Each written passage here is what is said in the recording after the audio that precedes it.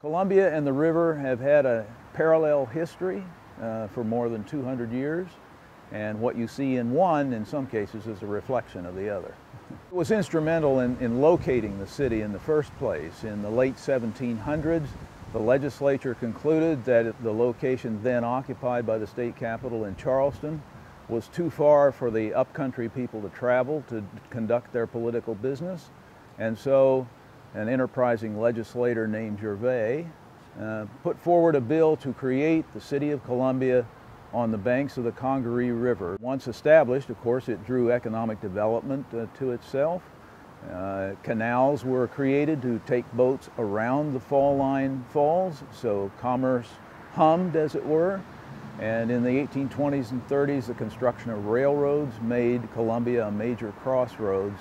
There were railroad bridges constructed across the river here, and this was the only place you could get your train across, so that contributed to the growth of Columbia as well. The Congaree River is a stream that has two primary headwater areas or drainage basins.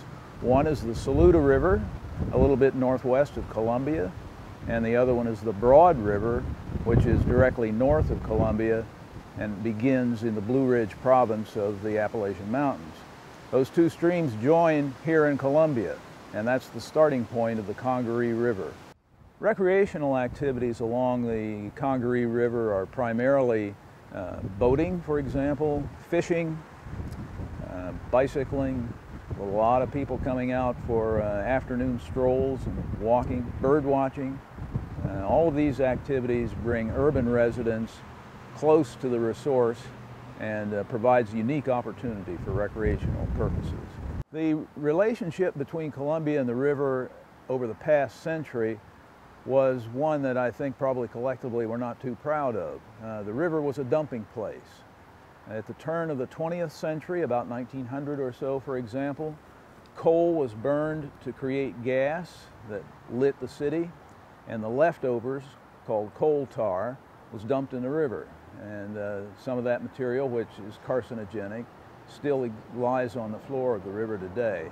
As you may know, SCANA is the corporation that provides electrical power for the city, is undertaking a major project to remove these materials and make the river a safer place. Back in 2010, DHEC actually contacted SCANA, and they had gotten a call from an individual who had been down at the river, the Congaree River. I think he might have been doing some kayaking or something like that, some recreation, and noticed that he had a tarry substance on the bottom of his feet when he was walking and getting out of the river at the shallow part. So, of course, once we found out about it, we had our folks, our environmental team, on the scene, learning and exploring and evaluating this material.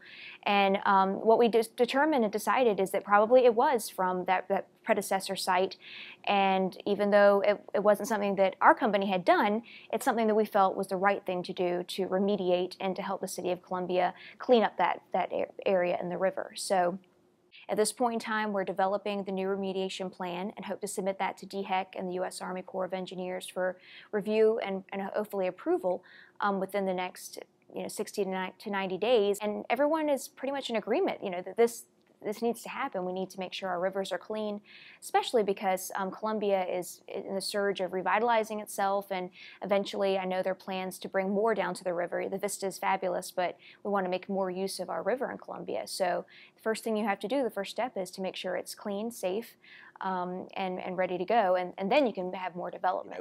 It's 2015. I'm not even from this city, and I can come along the river and go, how come they didn't build along the river 100 years ago?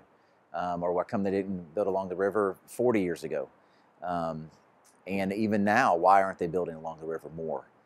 So to me, coming from the outside in, it's kind of surprising.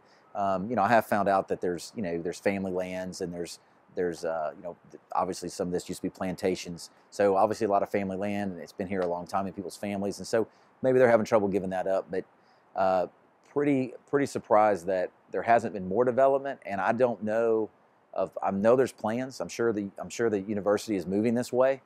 They're buying about everything they can. The baseball field's almost on the river down there. And so I would suspect over the next 10 years that there'll be quite a bit of development along the river. I think it's Columbia's best asset, and I think it's completely missed. God's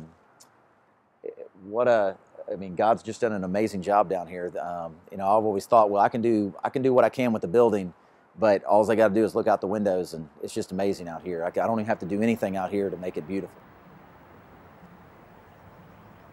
The association with rivers is part of what makes us who we are. And I think to appreciate these rivers and to experience them on an individual level is a worthwhile expenditure of our personal time and our public capital.